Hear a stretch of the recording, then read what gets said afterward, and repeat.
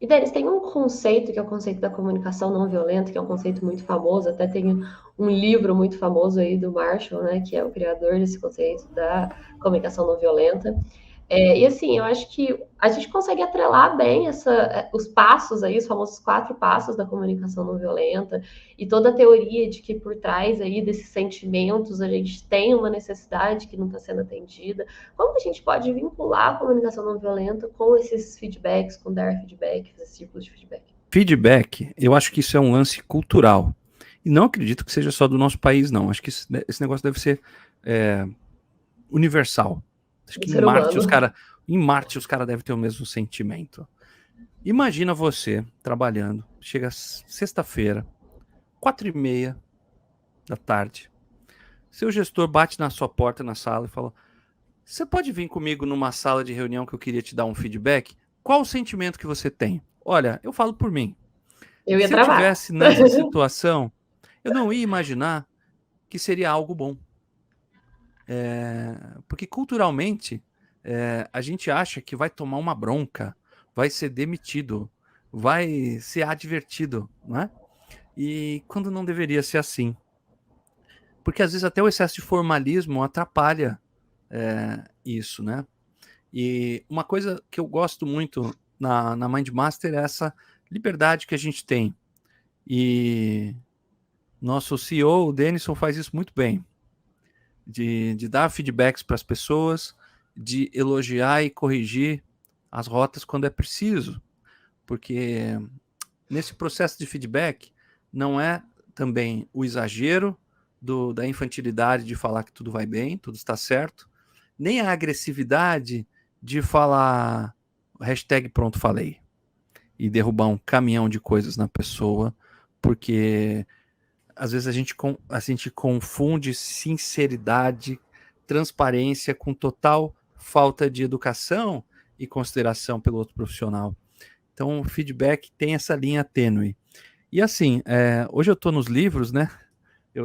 Livros que eu gosto, esse tema é um tema que eu gosto também. E um livro que vocês já devem ter lido, que é Os 7 Hábitos das Pessoas Altamente Eficazes, ele tem alguns desses hábitos que eu também procuro desenvolver.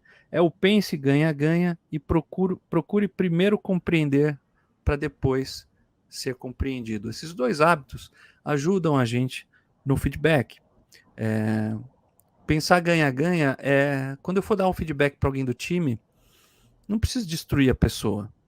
Eu posso ir lá e falar para ela: não deu, né, velho? Pisou na bola ali, né? Rolou. Mas, meu, o que nós aprendemos com isso aí? Recentemente a gente passou por uma situação complicada na Mindmaster, num processo, numa campanha de inscrições para um dos nossos cursos, foi super difícil. Todo mundo ficou estressado. Mas assim, não adiantaria a gente ir lá e destruir uma pessoa por conta disso.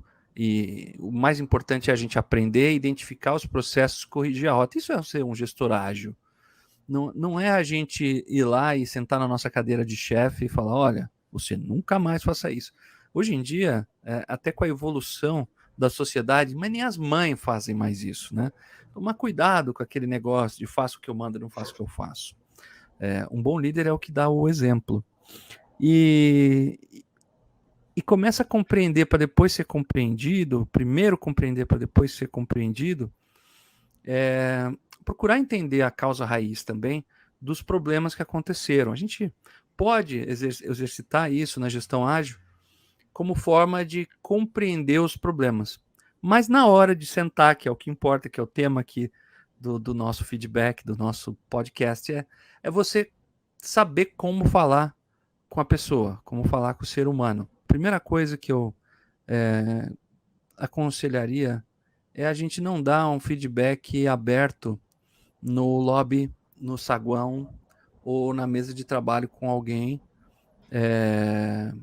porque isso não vai gerar nenhum sentimento de seja positivo. Especialmente se você estiver fazendo alguma correção ali. Porque, veja, o nosso feedback, ele faz parte de um processo de desenvolvimento profissional e até pessoal, às vezes. Ocorreram situações onde eu percebi Eu lembro que eu tinha uma analista no meu time e eu vi que, assim, sempre cumpridora de prazos, das entregas, tudo bonitinho. O Kanban da menina, olha, você olhava, tava um brinco, assim. E eu percebi que em um mês, não só a produtividade, mas a falta de comprometimento, a forma como ela estava lidando com as pessoas do time, muito diferente do que ela começou a fazer. Ela estava muito agressiva, tal. E ela era uma pessoa que cuidava da área de qualidade. Então ela testava as coisas que a gente fazia antes de entregar para o Product Owner. E antes da review. Então eu chamava ela que era a guardiã da review. O que aconteceu? Essa menina começou patada geral na galera, as entregas passaram com aquela qualidade mamma mia, assim, você olhava, mamma mia, o que essa menina fez? E tá bom, fui dar um feedback com a menina, né? Tava lá com o meu script, lindo, devia ter um monte de pontos ali. E eu sentei com ela e falei, escuta, eu preciso te dar um feedback. Eu lembro que a menina agarrou na cadeira, assim, com Travou. garras de águia, né, na poltrona ali. Eu percebi que tinha uma errada, eu fechei o caderno, falei, você tá com algum problema? E eu não sabia. O pai da menina tinha morrido. Nossa. Ela não contou pra ninguém. E foi trabalhar. E ela tava. O pai ficou doente por muito tempo. Sabe aqueles falecimentos sofridos pra família? E a menina tava com aquele sofrimento. Eu não consegui, senão, né, agradecer por tudo que ela tinha feito. E o feedback daquele dia foi mostrar pra ela os pontos fortes que ela tinha. E comparar com, olha, você sempre fez isso aqui bem, notei que isso aqui não tá indo bem. Olha, você preenchia seu Kanban bonitinho. O que tá acontecendo? Bom, foi bem emocionante, né?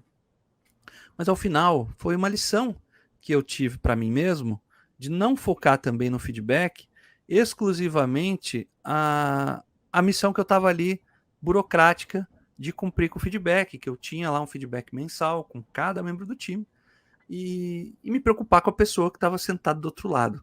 Foi um aprendizado sensacional e eu fiquei pensando se eu não tivesse tido esse insight de perguntar se estava tudo bem e feito essa comparação com os pontos fortes que eu já tinha identificado dela, como que teria sido, né?